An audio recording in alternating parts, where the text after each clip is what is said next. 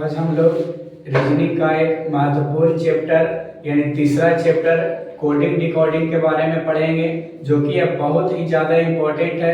अभी जो बच्चे लोग होते हैं जो नर्सरी में पढ़ते हैं या नर्सरी से 10th तक पढ़ते हैं, 12th तक पढ़ते हैं, उनको रीजनिंग का महत्व नहीं पता चलता है।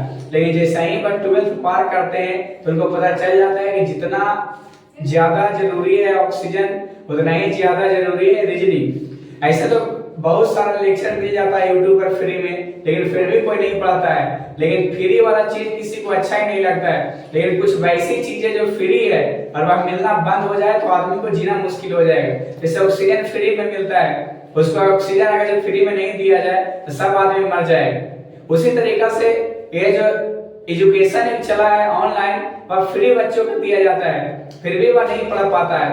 खैर, आपका जीवन, आपका भविष्य। आज हम लोग तीसरा चैप्टर बताने वाले हैं, कोडिंग और डिकोडिंग। सबसे पहले इस चैप्टर के बारे में जानेंगे। यहाँ पे लिखा गया है संकेतन और विसंकेतन। संकेतन को हम इंग्लिश में बोलते हैं कोडिंग और विसंकेतन को हम इंग्लिश में बोलते हैं डिकोडिंग।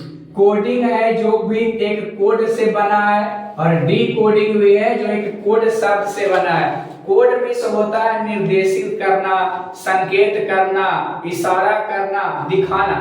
सबसे पहले हम जानेंगे कोडिंग डिकोडिंग क्यों पढ़ रहे हैं। पिछला हम रीजनिंग का चैप्टर लेक्चर 2 में हम बताए थे कि जौन नियम पहले लगेगा वही नियम बाद में लगाएंगे। लेकिन इसमें नियम से मतलब नहीं है, जैसे कहेगा वैसे करेंगे। जैसे आप हमको डंडा से पीट दिए तो हम भी आपको डंडा से पीटेंगे, तो यह कोडिंग डिकोडिंग नहीं हुआ।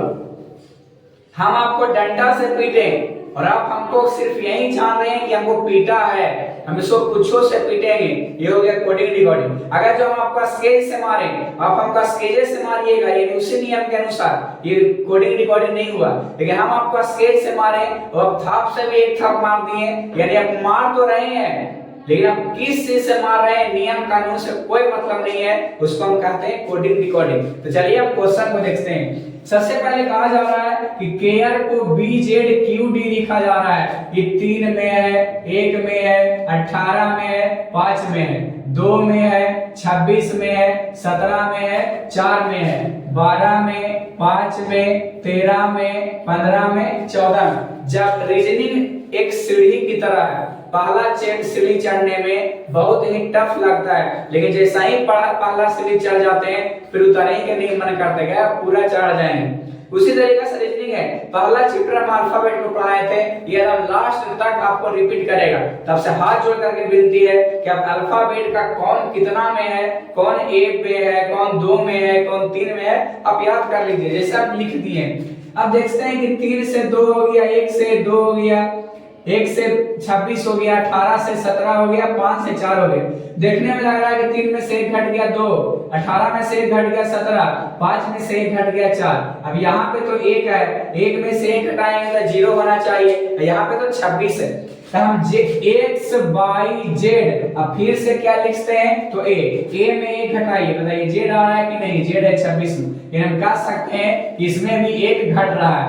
x y z, z के बाद तुरंत a पर कूदेंगे, कहनो दूसरा 26 अल्फाबेट होते हैं, एरे में सबको कुछ करना है, z के बाद तुरंत a को पकड़ेंगे, यानी 1 घट रहा है, इसमें भी 1 घटाएंगे तो हो जाएगा 11 4 12 14 और 13। 11 में है K, 4 में है D, 12 में है L, 14 में है NM, यानी KDLNM। अब ये है कि सारे तो पहला ही वाला नियम लगा है कि एक घट रहा है, उसमें भी एक घटा दिए। इसमें देखिए 4 अंक था, इसमें भी 4 अंक रहता था, लेकिन इसमें 5 अंक दे दिया है। नियम लगाया तो है, लेकिन कुछ कानून को भूल गया है। हमको पीटे हैं, आपको हमको सिर्फ पीटना है, ये नहीं आपको देखना है कि जिस चीज से मारा है उसी चीज से मारेंगे या शरीर का क्वेश्चन हो जाएगा। हमको मारे, आप किसी भी चीज से हमको पीट दिए, हो जाएगा कोडिंग डिकोडिंग। एक एक घटा रहा था, अब चाहे 10 अंक रहे, चाहे 20 अंक रहे, चाहे जितना अंक रहे, हम एक ही घटाएंगे। दूसरा देखिए, सौरभ को कोड लिख दिया है वर्ष, इन्हें देखने से यही पता चल रहा है SAURAB। सौरभ को क्या लिख दिया वर्ष, यानी एस यहाँ चला आया, ए यहाँ चला आया, यू यहाँ, आर यहाँ, ए यहाँ, बी यहाँ।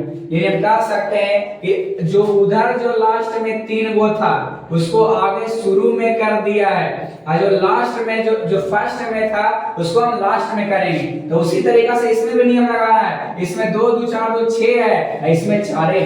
यानी यार नियम ऐसा नहीं है कि जो पहले लगेगा बाद में वो लगेगा, लेकिन कितना संख्या उससे हमको मतलब नहीं है। यानी हम क्या कर रहे थे कि जो VARSAU यानी उधर से लिख दिया है, इनमें से हम लिखे थे उनमें से वो लिख दिया है, हम भी इसको इधर से लिख देंगे तो हो जाएगा AJAR। अच्छा, हम आशा करते हैं कि अब दूसरा क्वेश्चन आप अच्छी तरीके से समझ गए होंगे। तीसरा है कि किसी सांकेतिक भाषा में पुअर को 1 2 2 4, रिच को 4 8 7 6 कहा जाए तो HOP को क्या कहा जाए। अब पहले हम नियम लगाते थे कि ये 16 है, एक हो गया, कैसे हो गया वो नियम लगाते थे, लेकिन काहे लगे हो रहा है ये देखेंगे। सिर्फ B को 1 डबल ओ है तो देखो दोनों सेम आ रहा है, R के 4, I के 8, C के इतना और H के फिर से 6। देखते हैं कि इसमें भी R और इसमें भी आ रहा है, फर्स्ट में R का कोड इसमें 4 दिया गया है, इसमें भी R का कोड 4 दिया गया है। यानी जो यहाँ लिखा है उसी को चूज करके लिख देंगे। होप पे लिखने का रहा है HOP, होप को बताइए H यानी NA से पहला 6, उसके बाद 2 वो 0, NA से दूसरा 2, इन 2 है तो 2।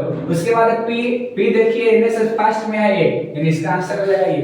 पहले हम नियम लगाते थे कि कैसे हो रहा है, कितना घट रहा है, कितना जुट रहा है, कितना से भागा दे रहे हैं, लेकिन हमको इस समय से मतलब नहीं है, बस जैसे लिखेगा जैसे हम लिख देंगे बस।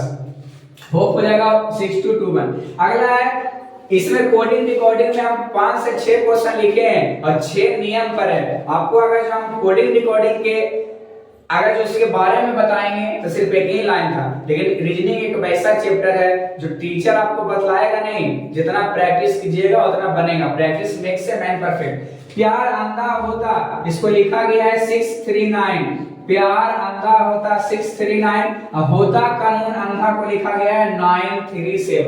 यानी अंधा है और इसमें भी अंधा है, ये दोनों को हम काट दिए।